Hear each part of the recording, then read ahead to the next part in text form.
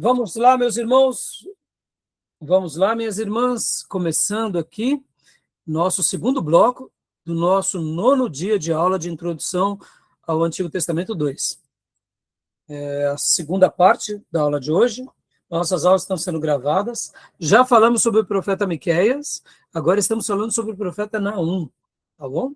Acabamos de ler esse slide, o alvo do julgamento, Nínive, a cidade rainha. Tudo bem até aqui, meus irmãos? Alguma pergunta, alguma dúvida? Então vamos prosseguir. Beatriz, por gentileza, leia para nós. O tabuleiro de xadrez político, 710 a.C. A panela de pressão. Judá sobrevive à invasão de Sargon devido ao reavivamento de Ezequias, mas o perigo global continua. Só lembrando que em 722, Samaria cai. E quem é o algoz? A Síria. Então, Judá está no meio de todo o conflito, né? Continua para a gente, irmã. A tentação egípcia. Uma aliança militar ilusória para reforçar defesas. Expansão assíria, no auge absoluto do seu poder, marchando vorozmente para o ocidente. E a tentação babilônica, flertes políticos perigosos do rei Ezequias. O veredito. Em um cenário de reconfiguração mundial, Judá não precisava de alianças humanas, precisava de uma garantia divina contra a antiga cidadela da Ferocidade. Então, tudo bem até aí? Alguma dúvida? Não, a gente já trabalhou isso nos outros profetas, né? Aqui é só passando uma escalada da linha do tempo do terror assírio. Aqui é o pico de poder, olhando aqui dessa linha para cima, e aqui é o tempo, né? Então, leia para nós aqui, Beatriz, 734 a.C., Tiglat-Pileser III invade a Síria e o norte de Israel. Lembrando que aqui esse imperador assírio é o grande expansionista, ele que alarga as conquistas da Neo-Assíria, tá bom? Aqui, 721. Sargon III destrói Samaria e subjuga a Babilônia. Percebam que algumas datas é colocado com 722, outros 721. Então, isso vai ter sempre uma variação de 1 ou 2 anos, alguma coisa assim, tá? 701, por gentileza, filho. Senaqueribe conquista a Palestina. Rabsaque ameaça Jerusalém. É aquele episódio do rei Ezequias, do profeta Isaías. Olha aí, percebam Naum, né? A gente vai ver ele já já chegando, tá? 671. Esarhaddon conquista o Egito. Aqui, 669. Assurbanipal, o auge. Rei Manassés levado cativo. Percebam que agora a gente mencionou sobre esse rei. Esse daqui é o que cria aquela biblioteca de 20 mil peças que foi encontrada no século XIX. A Babilônia, nesses dias, estava sob o controle de quem? Da Síria. Então, Manassés é levado para a Babilônia. Tá bom? 626. O colapso. Império começa a se desintegrar. Lembrando que aqui já começa a ter vários problemas, mas é óbvio, meus irmãos, os problemas nunca foram só aqui, tá?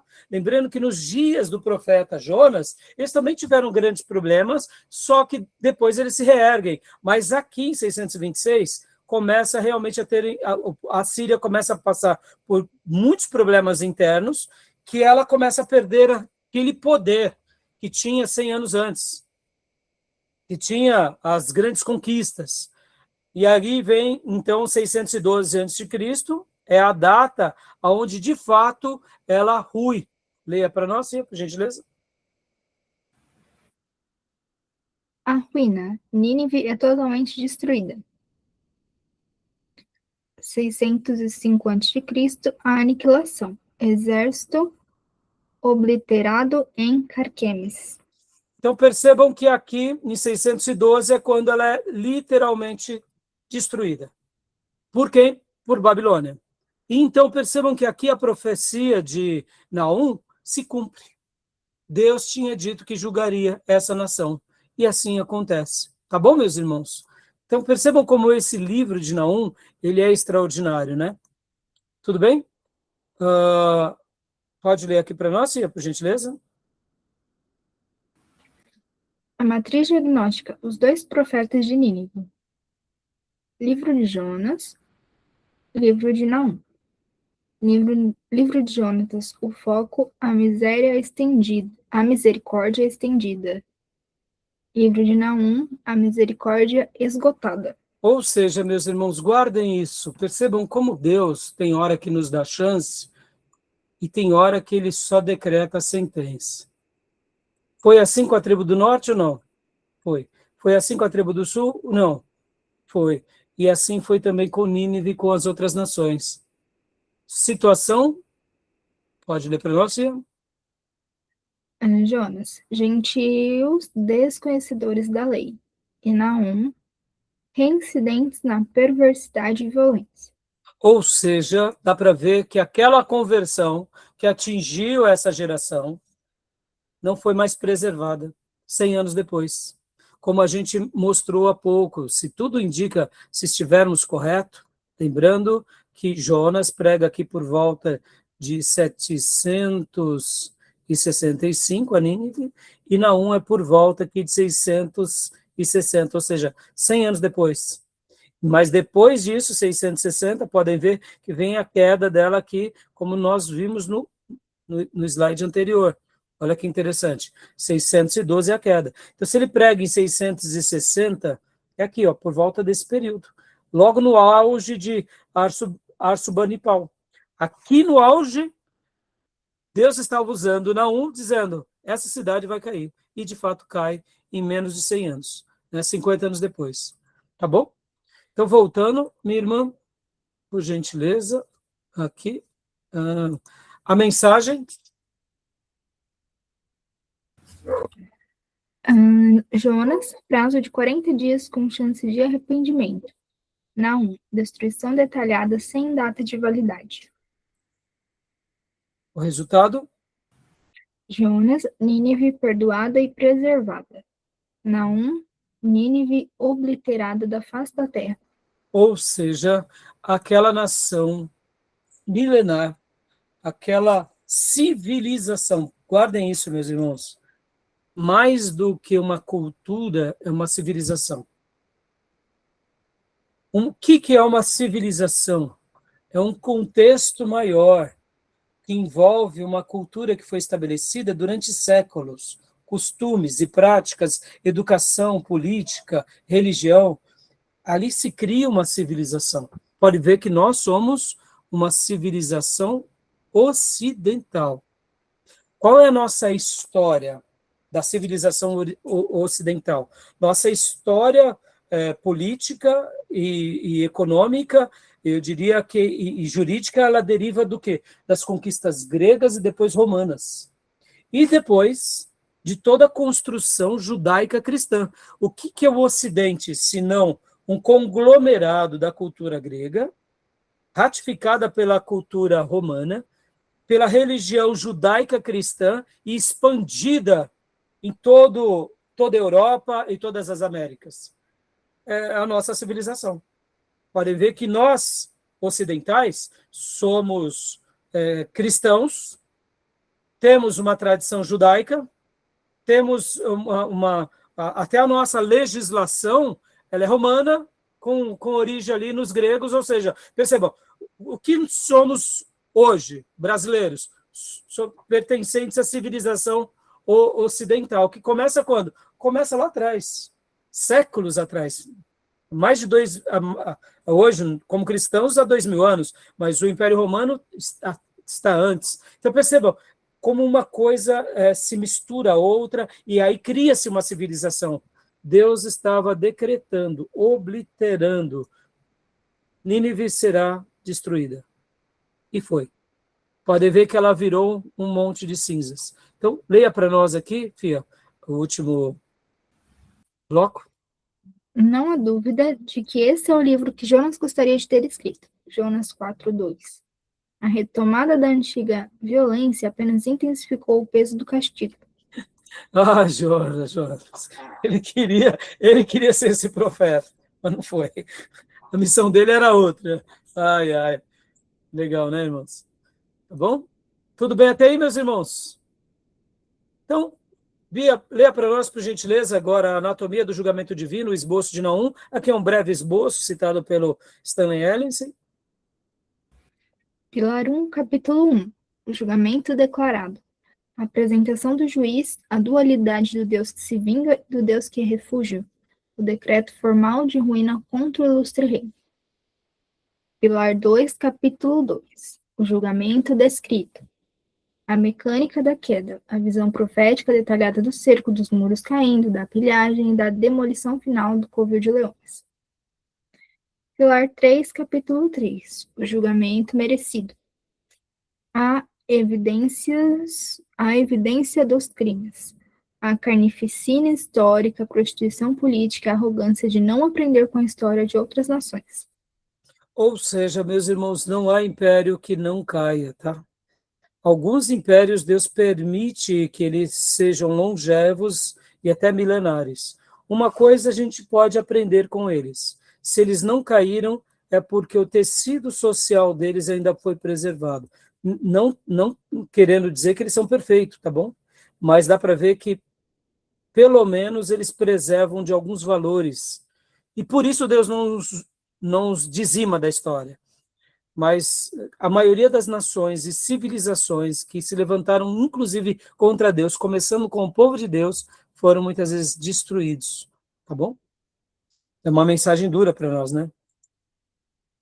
Leia para nós agora, irmã Sônia, por gentileza, capítulo 1, a dicotomia do juízo divino. O Deus de vingança e poder. Um Deus zeloso que responde à violência com ira abrasadora. Sua ira aqui foca inteiramente em extirpar os cruéis opressores do seu povo. Ele não deixa os culpados impunes. Guarde isso, meus irmãos. Indiferente das vozes na nossa sociedade, ou da cultura que está ali estabelecida, ou do contexto que vivemos, aonde o mal vence o bem.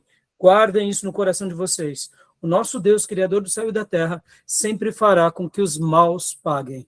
Pode demorar, podemos nem estar vivos, mas o bem sempre vencerá o mal. Ponto final. O nosso Deus, Criador do céu e da terra, ele há de julgar e não deixará culpados impunes. Essa ideia que parece que Deus se esqueceu de nós, que Deus nos abandonou, que Deus nos desprezou, isso é uma mentira das trevas, e aonde o mal prevalece, isso é uma mentira das trevas. Por isso que nós somos o povo do bem, o povo do amor, o povo de Deus, e devemos confiar que mais cedo ou mais tarde, mesmo que aparentemente ímpios estejam vencendo, eles serão culpados, serão condenados, e não haverá um culpado que irá ser impune, tá bom? Guarde isso. E o 2 aqui, leia para nós, irmã, o Deus de paciência e refúgio. Simultaneamente, ele é tardio em irar-se, e um porto seguro e imaculado para os fiéis em tempos de angústia. Glória a Deus. Essa é a mensagem de Naum. Ou seja, Deus sempre vai ser o nosso castelo forte. E o último para nós, por favor, meu irmão.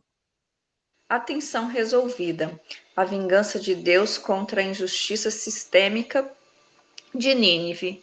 E exatamente o ato que prover refúgio e consolação para as vítimas em Judá. Ou seja, Deus estará nos visitando, né? Capítulo 2, a autópsia de um cerco anunciado. 1. O terror repentino do 2, do 1 ao 4. Nínive é paralisada pelo terror de exércitos inimigos se aproximando com escudos vermelhos e bigas enlouquecidas. 2. A águia como arma, do 2, 5 ao 8. As comportas dos rios se abrem, a água mina as fundações dos muros impenetráveis da cidade. 3. A pilhagem absoluta, 2, 9 ao 10. A riqueza roubada de dezenas de nações é saqueada. Os corações dos guerreiros derretem-se de pavor. Aqueles guerreiros que tinham uma história de medo, que tinham uma fé num Deus que era destruidor, agora estão sendo pilhados, estão com medos. E o 4, o fim do predador, 2, 1 ao 13. 11 ao 13, aliás. A demolição de outrora orgulhosa covil dos leões, o predador final da antiguidade é extinto. Terceiro, o veredito justificado. Evidência a carnificina impiedosa, 3, do 1 ao 3. Uma cidade construída sobre sangue, mentiras e roubo contínuo, um monumento histórico ao extermínio de outros povos. 2. Aqui são as evidências, né? As evidências do veredito justificado. A primeira é a carnificina impiedosa, a segunda é a prostituição e feitiçaria, e a terceira é a cegueira histórica. Eu vou ler aqui o B, que é o 2, que é a prostituição e feitiçaria. Do capítulo 3, versículo 4 ao 7, a sedução política e a corrupção espiritual usada metodicamente para escravizar e vender nações. E terceiro, a cegueira histórica, do 3, do 8 ao 10. A arrogância de ignorar o destino de Noamon, Tebas, cidade inexpugnável, destruída repentinamente entre 718 e 663 a.C. Então, perceba que aqui a gente vê os vereditos, né? Tudo bem até aí, meus irmãos? Alguma pergunta? Alguma dúvida? Né? Assim, um livro é bem objetivo, só alguns acréscimos, né? Estou correndo um pouco para a gente poder concluir esses 4 profetas de hoje. Mas alguma dúvida? Alguma pergunta? Né? Insight 1, o caráter retribuidor. A demora não é imunidade, ou seja, o que o Stanley Ellison quer dizer? Se está demorando, não significa que Deus não irá julgar. Foi assim com o Egito, foi assim com a Babilônia, foi assim com a Síria, foi assim com Israel, seu povo, foi assim com Jerusalém, seu povo. Ou seja, o fato da demora não é imunidade. Embora Deus seja infinitamente paciente, o silêncio temporário dos céus não significa consentimento. Os opressores podem ficar sem punição por algum tempo dentro da paciência de Deus, mas o acerto de contas históricos é inevitável. Guarde isso, irmãos. Então, por isso que temos essa conexão teológica. Esse caráter zeloso, que não tolera a rejeição deliberada da graça, é ecoado nos ais de Jesus, em Mateus 23, e atinge o clímax no Apocalipse 14 e 19, onde o juiz retorna para livrar definitivamente o seu povo. Ou seja, o fato de demorar não significa que Deus não irá punir. Tá bom, meus irmãos? Olha, irmãos, isso é uma mensagem de consolo, viu? Quando a gente vê, muitas vezes, líderes políticos corruptos, pessoas inescrupulosas, isso aqui é um consolo. Países onde há uma tirania, onde há uma autocracia, onde há tiranos. Então, assim, é consolador. Por isso que nós, como povo de Deus, devemos deixar as coisas bem separadas. Uma coisa é a política, o Estado, o governo, são os poderosos desse mundo, e outra coisa é Deus, que pode parecer que ele não está fazendo nada, mas ele está trabalhando. E mais cedo ou mais tarde, Deus vai julgar, tá bom? Nada acontece que Deus não tenha o controle ou ele não exercite a sua justiça, tá bom? Segundo insight, a lei internacional da semeadura, ou seja, aqui dá uma ideia muito legal, porque Israel está no meio, né? Israel, leis de Moisés, e aqui leia-se Israel, tribo do norte, tribo do sul, tá? Nações vizinhas e jurisdição moral global, ou seja, Israel, além do povo da aliança, Deus não julga apenas a nação sobre a lei de Moisés, sua jurisdição moral é absoluta e global. Aqui, nações vizinhas, o princípio universal, a lei da semeadura, não faz acepção de pessoas, nações ou impérios. E o terceiro aqui, abrangendo o mundo, soberania sobre a violência. A ruína de Nínive é um monumento perpétuo de advertência a qualquer superpotência que se estabeleça através do desrespeito aos direitos humanos e da crueldade, tá bom? Então, isso é importante, irmãos, porque hoje, quando a gente vê, né, essas maldades, essas guerras e tanta coisa acontecendo, parece que a gente fala assim, Deus, onde o Senhor está? E é como se nós hoje, né, ao aprender um pouco sobre Naum, é como se Deus dissesse, eu estou no controle de tudo. Eu estou de olhos abertos. Na hora certa, eu exercitarei o meu juízo. Não duvide, né? Tá bom, meus irmãos? É isso que a gente tem que acreditar, tá? Tudo bem? Alguma pergunta, meus irmãos? Alguma dúvida? Terceiro insight, a cristologia oculta em Naum, o contexto de Naum, 1,15. Eis sobre os montes os pés do que traz boas novas, do que anunciam a paz. Olha aí, esse texto é muito citado no Novo Testamento, não? Está lá em Naum, tá vendo? Então aqui nós vemos a cristologia em Naum, o anúncio de libertação física de Judá do jugo da opressão assíria. Expansão em Isaías 52:7. A profecia é elevada do contexto físico para apontar ao consolo messiânico e à redenção futura e espiritual de Sião. E terceiro ponto aqui, a aplicação em Romanos 10:15. O apóstolo Paulo aplica o mesmo texto profético diretamente ao Evangelho de Cristo. Síntese, o Deus de consolação em Naum prefigura a obra de Jesus. Ele não apenas esmaga o poder do inimigo, mas traz os benefícios reais e eternos da salvação. Ou seja, Deus nos consola, tá bom? A futilidade do poder, de superpotências a mitos, a desolação perpétua, a execução do decreto divino foi tal, absoluta, que a maior metrópole da terra virou pó. Aqui, meus irmãos, é assustador. Como pode uma nação tão poderosa, tão forte, na sua geração, na sua época, na sua civilização, com tanto poder bélico, a virar pó? Foi isso que aconteceu.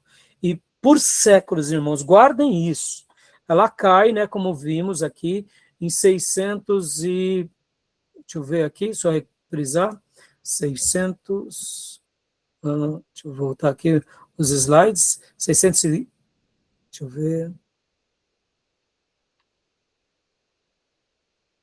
Está demorando... 612. Ou seja, 7º século antes de Cristo. E ela ficou desaparecida da história mundial até 1800 e pouco. Percebam? Ela virou pó. Deus falou. O profeta Naum profetizou. Veio a sentença. Ela ruiu e virou pó.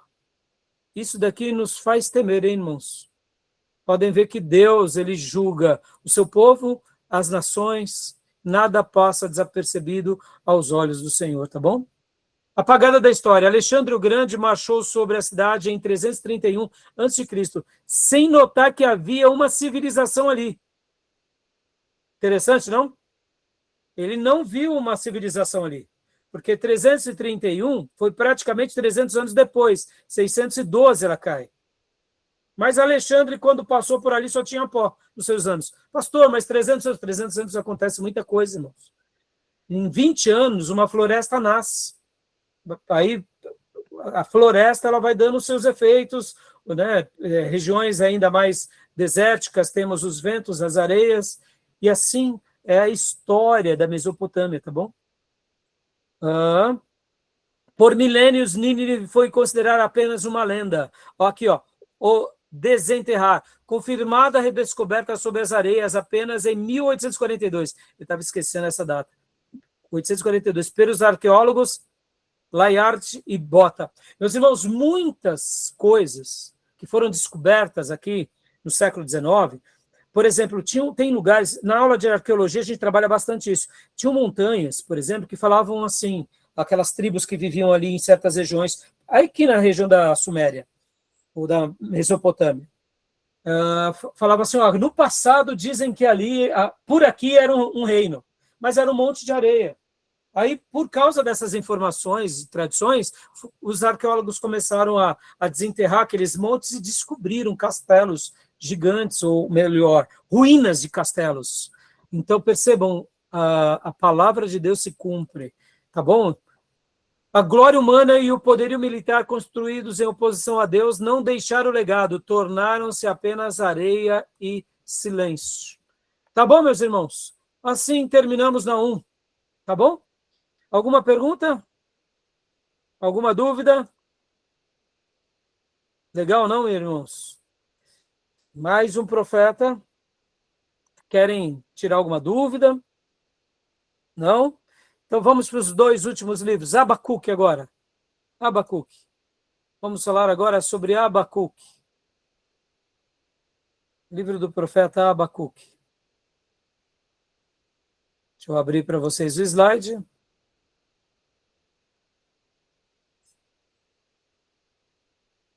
Abacuque. Opa. Compartilhar aqui com vocês. Pode ler para nós, Tomé, por gentileza. Abacuque, o diálogo do profeta com Deus. Um estudo visual sobre santidade, soberania e a fé que sustenta os justos, baseado na obra teológica de Stanley Ellison. Pode continuar, por favor, Tomé. O nome do profeta revela sua postura diante de Deus e da nação. A metáfora, o abraço. O nome Abacuque significa o abraço. Reflete como o profeta rodeia Deus com orações pelo país e o abraça com louvor ao compreender sua santidade. Inclusive, meus irmãos, só mostrar aqui para vocês rapidamente, só para reprisar a data aqui dos profetas e reis. Ó, Abacuque está aqui por volta de Jeremias, tá bom? Ele profetiza antes do cativeiro babilônico, tá bom? Logo nas primeiras investidas, ó, podem ver aqui, tá? Então, quem escreve o livro de Abacuque é o próprio profeta Abacuque, nos dias de Jeremias, tá bom? Inclusive aqui, deixa eu mostrar rapidamente para vocês, olha aqui, o oráculo que o profeta Abacuque viu, e aí nasce o livro dele, tá bom? Então, continuando aqui para nós, Tomé, por gentileza, a matriz de identidade, por favor. Matriz de identidade, o mistério. Quase nada se sabe sobre ele, mencionado apenas em capítulo 1, versículo 1 e capítulo 3, versículo 1. Autenticidade confirmada pelo próprio texto. A suposição, era levita? Assumido devido ao salmo litúrgico no capítulo 3, porém falho, pois o rei Davi também escrevia salmos litúrgicos e não era levita. O mito apócrifo. No livro Bel e o Dragão, Daniel Apócrifo 14, conta-se que um anjo transportou Abacuque pelos ares para alimentar Daniel na cova dos leões por 6 dias. Então, aqui, né, são algumas informações que o Ellison nos traz, né, meus irmãos? É um mistério, nós não temos muita informação, assim como nós não temos sobre o livro de Jonas, o livro de Joel, mas dizer que ele era um levita, pode ser que sim, pode ser que não, nós não sabemos, mas Davi escreve, também não era levita, era um judeu, era da tribo de Judá, né? E o mito aqui é interessante, né? Vocês entendem porque os livros apócrifos, a gente acaba não tendo uma consideração por eles por isso, porque eles falam muita besteira, irmãos. Olha, irmãos, como conto, como ficção é legal, né? Imaginar que Abacuque foi arrebatado, transladado, né, por anjos para alimentar Daniel. Mas vem cá, meus irmãos, não seria... É ficção, né? Então, como ficção, considerem, tá? Eu brinco com meu filho, quando a gente está assistindo um filme da Marvel, né, o Homem-Aranha, os Vingadores, ele fala, eu pergunto para ele, filho, o que é isso daí? Ele falou, não, pai, é Pokémon. Pokémon, gente, é a nossa maneira de dizer, né? É um filme, é um Pokémon, né? Não existe, não é criação. Eu gosto de ficções, irmãos, mas quando mistura ficção com religião, aí vira uma celeuma só, né? Tá bom? Tudo bem até aí? Tranquilo? Alguma pergunta, alguma dúvida? Vamos lá. Então, leia para nós, Tomé, por gentileza. Judá ignora juízos anteriores enquanto um novo e feroz império ascende. 612 a.C., queda de Nínive, fim do Império Assírio.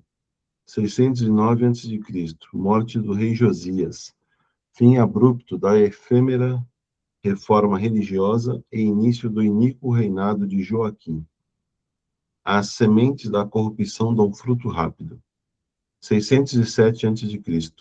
Data provável de Abacuque, o profeta ministra no Reino do Sul, contemporâneo de Jeremias, colapso moral eminente.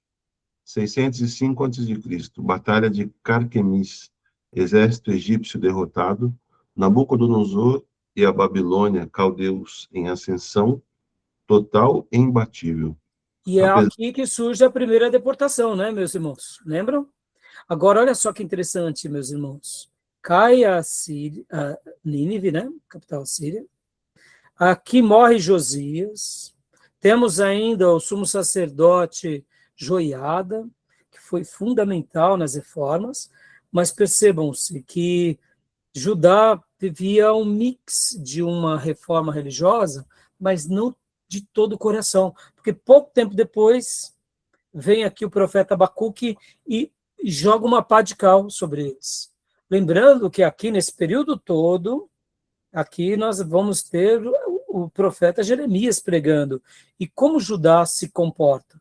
Totalmente diferente de 100 anos anteriores. Porque nos dias do profeta Isaías, Judá ainda dava ouvido para o Senhor e para os profetas. Agora, esses servos de Deus, Abacuque e Jeremias, não foram ouvidos. A gente já vai ver o profeta Sofonias, que também é dessa época, meus irmãos, dessa época. Ou seja, foram vozes desprezadas. Por isso que Jesus, quando ele enobrece os profetas, ele fala com uma defesa, com gosto, denunciando ali os líderes religiosos, dizendo: vocês matam os profetas, pedrejam os profetas, porque a obra desses irmãos aqui foram maravilhosas, irmãos, né? Maravilhosas, trazendo o povo de Deus à consciência antes do julgamento que viria, né, com a Babilônia. Tá bom? Tudo bem? Leia a última frase aqui para nós, Tomé, por gentileza. Apesar das lições de Samaria, Noamon e Nínive, Judá corrompe-se, será entregue a um adversário ainda pior. Pode continuar para a gente, por favor. O grande dilema, a balança paradoxal da justiça divina. Leia o centro primeiro, Tomé, e depois as laterais, por favor. Insight Box. Como um Deus perfeitamente santo pode usar uma nação impura e arrogante para julgar seu próprio povo, sem comprometer sua própria santidade? A santidade divina. O maior interesse de Abacuque, Deus é puro demais para contemplar o mal. A corrupção de Judá. O pecado interno do povo de Israel segue aparentemente sem punição. Deus parece indiferente. A perversidade da Babilônia. O instrumento punitivo escolhido, caldeus, é uma nação idólatra e ainda mais sanguinária que Judá. Como isso tudo acontece? É por isso que é uma balança paradoxal de justiça divina. Nós não entendemos, irmãos. Irmãos, hoje, nesse mundo polarizado, o que acontecerá conosco no amanhã? Não sabemos. O que será que Deus quer nos ensinar? Então é importante a gente olhar para a história para a gente poder orar e clamar a Deus e pedir a misericórdia dele, tá bom? Porque tem coisas estranhas que acontecem que a gente não explica, tá bom? E aqui é um exemplo disso. Alguma pergunta, alguma dúvida? Continuando aqui, a arquitetura literária constrói a tese do que o justo viverá pela fé. Leia para nós, de baixo para cima, Tomé, por favor, porque aqui é uma base, né? Dando essa ideia. Leia aqui primeiro o resultado, depois leia a base aqui e depois o topo. Para nós, Tomé, por gentileza. O livro de Abacuque é único entre os profetas, é uma oração para Deus, não uma mensagem direta para o povo. É interessante isso. Quando lemos o profeta Abacuque, ele está ali orando, é como se ele estivesse dizendo: povo, ore assim, ó. Aprenda comigo. É como se fosse um pai ensinando o filho a orar. E no meio dessa oração, é como se ele estivesse dizendo: ó, o castigo virá. E quando vier, olhe para Deus. e vamos clamar a Deus. Algo mais ou menos assim, irmãos. Então, a base, leia para nós também, por gentileza. Base, capítulos 1 e 2. A perplexidade e o diálogo socrático. Abacuque ousa questionar os caminhos de Deus. A oração substitui a profecia tradicional. O profeta propõe perguntas difíceis e recebe respostas de autoridade divina. Dá uma pausa aqui também. Podem ver que diálogos socráticos, Sócrates, o grande sábio do passado, irmãos, ele usava um método que era um método de perguntar para despertar a consciência dos seus alunos, que era chamado de maiêutica. O método socrático, então, foi preservado. Quando perguntamos, nós levamos os nossos alunos ou discípulos à reflexão. Pode ver que uma criança, ela aprende perguntando, né? A criança, ela é curiosa em si, e graças a Deus pela criança. Porque essas perguntas, mas por quê? Por quê? Por quê? Por quê? Por quê? Tem uma hora que até cansa os pais e avós, não é assim? Mas é por meio disso que se aprende. E no método socrático é levando os adultos a perguntar. Então aqui, nessa oração única entre os profetas, ele faz perguntas a Deus, à vida, e dessa forma ele nos levando a refletir sobre isso. Tá bom? Segundo aqui, para nós, ou melhor, o topo, que seria o capítulo 3, né? Topo, capítulo 3. O Salmo de louvor e teofania. Louvor pela pessoa, poder e providência de Deus. A resolução do conflito culminando em fé inabalável. Ou seja, é uma maneira de louvar e bem dizer a grandeza de Deus, né? Então essa é a arquitetura do livro. O livro está baseado nesse ponto. Tudo bem? Nenhuma dificuldade, né? Um profeta bem fácil de ser lido. Pode continuar para nós, Tomé, por gentileza. O primeiro diálogo, a aparente indiferença divina ao pecado interno. Abacuque 1, versículos 2 a 4. A indagação. Por que os justos não são ouvidos e a violência prevalece internamente? Por que Deus permite que o pecado continue em Judá sem punição? Dá uma pausa aqui, Tomé, por gentileza. A gente ouve muito, né, os irmãos dizerem, não pergunte para Deus o porquê. Pergunte para quê. Está aqui, irmãos, está aqui na palavra o contrário. Entendeu? Não tem problema perguntar por quê. Pelo contrário, irmãos. Desde que nosso porquê não seja mal criado, petulante. Tá bom? O profeta aqui está nos ensinando a perguntar um porquê. Porque dentro dos porquês, e a gente fazendo uma avaliação no nosso coração, na nossa vida, na nossa igreja, na nossa sociedade, a gente começa a enxergar coisas que outrora não enxergávamos. Deus vai nos mostrar, porque Ele sempre dará uma resposta. Né? Eu aprendi em certa ocasião que Deus ama ser incomodado. Diferente de nós, né? Que não gostamos de incomodar as pessoas ou de ser incomodado. Mas Deus ama ser incomodado. E podem ver que um método melhor para incomodarmos a Deus, já que Ele gosta, é a oração. E orações assim, não tem problema, tá bom? Aí vem a segunda parte, leia para nós também, por gentileza. O Senhor, capítulo 1, versículos de 5 a 11. A resposta. Vós não crereis quando vos for contada. Capítulo 1, versículo 5. A indiferença é uma ilusão. Um julgamento inacreditável está a caminho através de uma nação feroz, os caldeus. Deus tem o controle soberano, mesmo no silêncio. Ou seja, percebam uma certa resposta, né? Tá bom? Aqui no 2, segundo diálogo, por gentileza também. O segundo diálogo, choque perante um instrumento de juízo. Abacuque 1, versículos de 12 a 17. A indagação, o choque de santidade. Tu és tão puro de olhos que não podes ver o mal. Capítulo 1, versículo 13. Como podes usar nações piores e permitir que ídolos babilônicos recebam a honra pelo sucesso militar?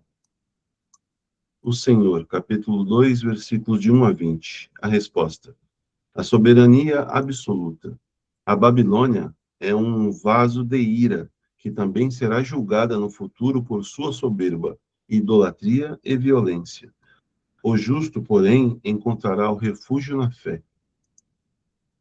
Ou seja, percebam, mais uma pergunta, um diálogo, e aqui mais uma resposta, e aí leia para nós a última frase, como é, por gentileza?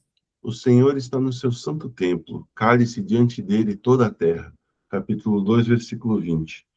O silêncio da reverência perante a sabedoria imperscrutável.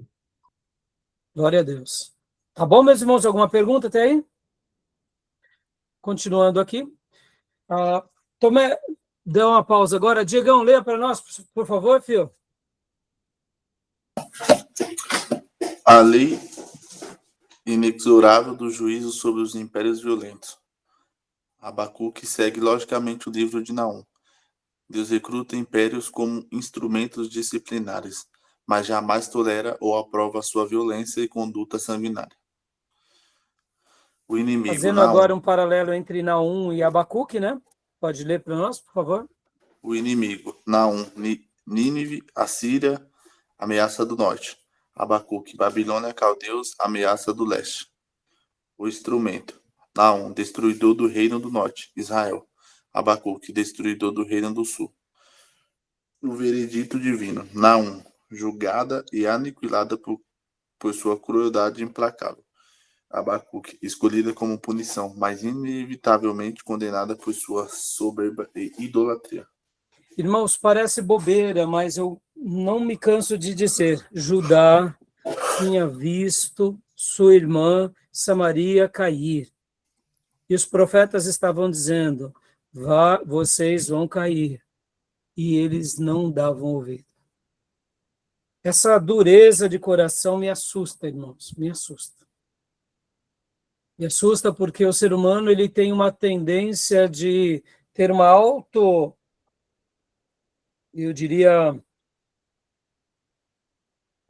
autoafirmação, mesmo quando tudo está dizendo o contrário.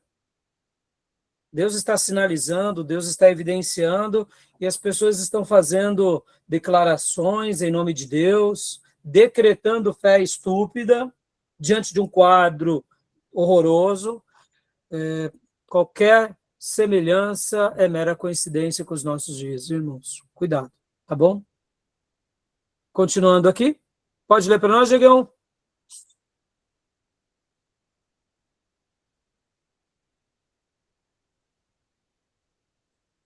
Eu acho que o seu áudio não está bloqueado, isso. O pequeno versículo que acendeu a reforma protestante. O justo viverá pela sua fé. Abacuque 2:4. Romanos 1:17. O justo. Foco. Paulo desenvolve quem é justificado diante de Deus. Gálatas 3:11. Viverá. Foco. Paulo defende as consequências vitais e oposição à lei. Hebreus 10:38. Pela fé. Foco. O autor enfatiza o meio pelo qual o crente persevera através do sofrimento. Lema central de Martinho Lutero e dos reformadores. Poucos versículos na Bíblia tiveram um efeito tão profundo na teologia cristã.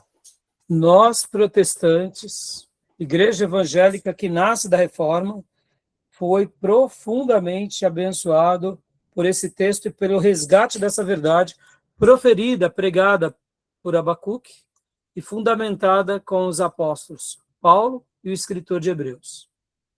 Isso é fantástico, meus irmãos. Percebam como a Bíblia ela tem um poder de se renovar a cada dia, né? Leia para nós, Beatriz, por favor.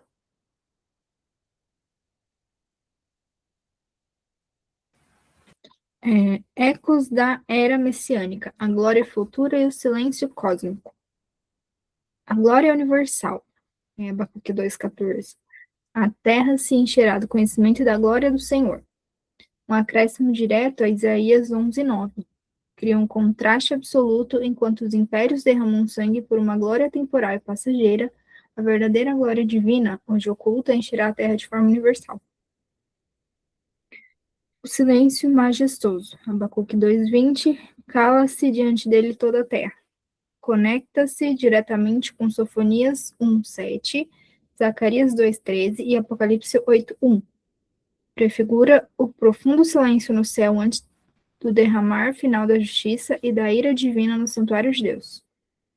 Glória a Deus, meus irmãos. Isso me fez lembrar hoje, eu estou lendo os Salmos, né? E hoje, inclusive, ao ler os Salmos 108, deixa eu confirmar aqui para vocês. Eu peguei o meu diário de oração, então, isso é um Salmo 108. Um cântico, um salmo davídico. Ao ler esse slide, né, a glória universal e o silêncio majestoso, esse salmo de Davi fala: meu coração está firme, ó Deus. Cantarei e louvarei, ó glória minha. Acordem, harpa e lira. Despertai a alvorada. Eu te darei graças, ó Senhor, entre os povos.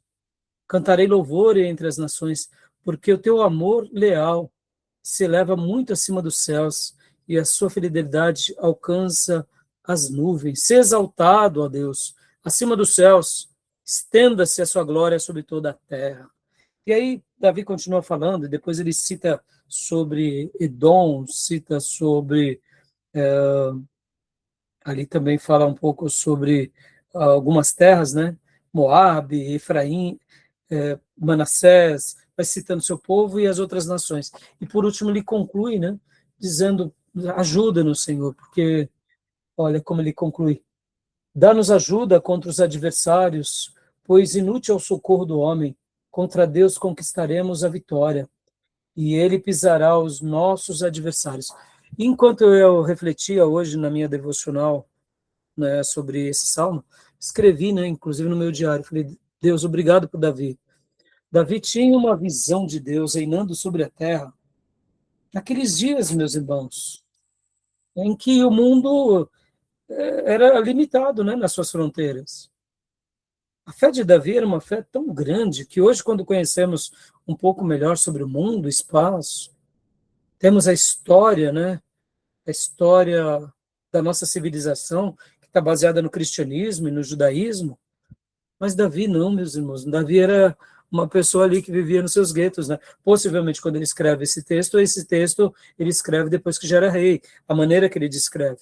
Mas a maneira que ele enxerga Deus, a glória de Deus, a maneira que ele se posiciona. Por que eu estou falando isso? Aqui Abacuque faz isso. Ele mostra essa glória universal.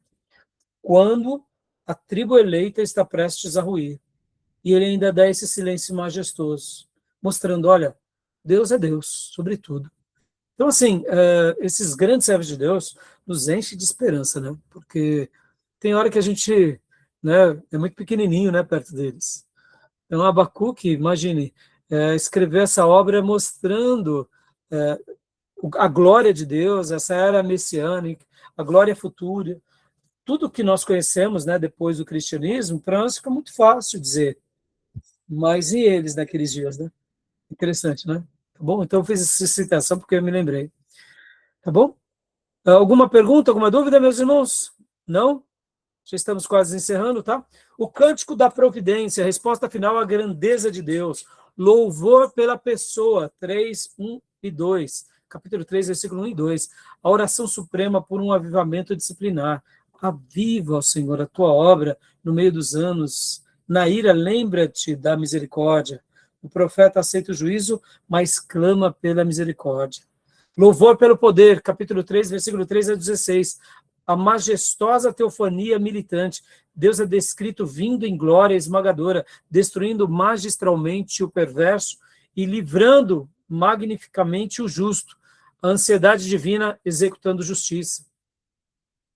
Terceiro aqui, louvor pela providência, capítulo 3, versículo 17 a 19. O clímax da maturidade da fé. Exultarei no Deus da minha salvação. A garantia de providência e alegria, mesmo na devastação absoluta, mesmo quando a figueira não floresça. E aqui, inclusive, meus irmãos, olha só que interessante, né? Percebam, esse poema, né? Ainda que a figueira não floresça, nem haja fruto na vide, o produto da oliveira minta, e nos currais não haja gado, mesmo assim eu louvarei, cantarei, bendirei ao Deus da minha salvação. Perceba, ele está falando isso a um palmo da primeira investida de Nabucodonosor contra o seu povo. Era uma mensagem de esperança ou não? Percebam, olha que coisa linda. Quando nós lemos Abacuque, em qualquer contexto nosso, em qualquer época do Velho Testamento, já é lindo. Mas saber que ele foi essa voz ao seu povo, à tribo de Judá, em especial, dizendo, olha, povo, indiferente do que venha a acontecer, vamos louvar a Deus, que ele está no controle de tudo. Vamos louvar mesmo que a figueira não floresça. Inclusive, deixa eu deixar aqui um acréscimo, né? Durante o período que chamamos, né, de humanismo, racionalismo, os tantos ismos, em que até a teologia foi racionalizada pela teologia liberal, se questionava esse texto de Abacuque, ainda que a figueira não floresça. Porque quando pegamos um pé de figo, nós não vemos o flor de figo como temos na limoeira, na laranjeira ou na videira. E aí chegaram e disseram, tá vendo como Abacuque, juntamente com todos os profetas e essas histórias do Velho Testamento são mitos e lendas? Porque se questionou isso. Na história da botânica, nunca uma figueira floresceu. Ninguém conhece uma flor de um figo. Bom, então houve esse questionamento e nós, servos do Senhor do passado, não tínhamos uma resposta. Até que a ciência veio e os botânicos, ao examinar e avaliar, redefiniram esse conceito, porque o que é o figo, o fruto? Nada mais é do que uma flor amadurecida. Podem ver, meus irmãos, é lindo isso, não? Podem ver que quando nós abrimos um figo, ele é literalmente por dentro, é como se fosse a polpa, o centro de uma flor, né? É uma flor amadurecida por dentro. A carne cresce por fora, que é o fruto, mas por dentro é literalmente uma flor, né? Agora eu te pergunto, Abacuque era cientista, era botânico? Ou ele era cheio do Espírito Santo? E aí os racionalistas, mais uma vez, caíram por terra e tiveram que engolir a seco, e os liberais, que falaram que as profecias são mitos, como, por exemplo, a profecia, né, do nascimento de Jesus virginal e tantos outros, e os milagres, né? Porque qual é o mal da teologia liberal, meus irmãos? Eles tentam cientificar o milagre. Meus irmãos, se é milagre é porque não tem resposta, tem uma intervenção de Deus na nossa história, na nossa natureza. E a Bíblia é repleta de milagres, tá bom? Então, é interessante, né? Um pequeno compêndio de citações imortais, está tudo aqui no livro de Abacuque, né? Olha só. Vós não crereis quando vos for contada. Tu és tão puro, capítulo 1, versículo 5, que eu acabei de ler. Tu és tão puro de olhos que não podes ver o mal, 1,13. O Senhor está no seu santo templo, cale-se diante dele toda a terra, 2,20. Mas o justo viverá pela fé, 2,4. A terra se encherá do conhecimento da glória do Senhor, 2,14. Aviva, ó Senhor, a tua obra no meio dos anos, 3,2. E outros textos mais, né? Então, lindas citações, né, meus irmãos? 3,18, deixa eu até compartilhar aqui também os outros que acabaram no slide dando algum problema. Exultarei no Deus da minha salvação, 3,18. 2,15, ai daquele que dá de beber ao seu companheiro. Tá bom, meus irmãos? Frases citadas com frequência, ou seja, nós citamos essas frases com muita frequência, todas elas estão aqui no livro de Abacuque, né? O livro de Abacuque é notável pela densidade extraordinária de textos que moldam o vocabulário cristão. Percebam, irmãos, é um livro pequeno, mas moldou o nosso vocabulário, inclusive somos frutos da reforma de um período sombrio que a igreja vivia, porque tinha se desviado e desviou na Idade Média, né? E graças a Deus, Deus levanta os reformadores como vozes e pré-reformadores como luzes no meio daquela escuridão teológica, né? Tá bom, meus irmãos? Tudo bem? Alguma pergunta? Alguma dúvida? Não? Então, para a gente terminar aqui, né? A jornada de uma fé vigorosa, 2 pontos, do porquê ao aleluia. Abacuque demonstra que a fé bíblica mais profunda não é aquela que ignora os terrores do mundo. É a fé que ousa questionar a Deus com honestidade cortante, suportar ouvir suas respostas imprescrutáveis e, por fim, escolher descansar na grandeza da sua santidade e justiça absoluta. Uma fé que exulta no Deus da salvação, independentemente das circunstâncias ao redor. Amém, meus irmãos? Não tenham medo de perguntar, tenham medo de não temer. Temam a Deus. Perguntem, questionem. Dúvidas são comuns, principalmente quando o mal maior se levanta contra nós, contra a nossa vida lá, contra a nossa nação, nosso povo, nossa civilização. Perguntar não tem problema. Deixar de temer tem problema. Deixar de obedecer tem problema. Deixar de confiar tem problema. E deixar de adorar tem muito problema. Abacuque nos ensina isso, tá bom? Então, terminamos Abacuque. Alguma pergunta, alguma dúvida? Não? Vamos para Sofonias para fechar hoje? Olha aí, consegui. Oh, aleluia. Quer dizer, ainda não vou cantar antes da última gravação, vai que cai a internet aqui, a gente não consegue. Até para isso a gente depende do Senhor, né? Como diz Tiago, né? Não digas amanhã eu estarei, se Deus permitir. Ai. Geralmente eu crio um roteiro, né, irmãos?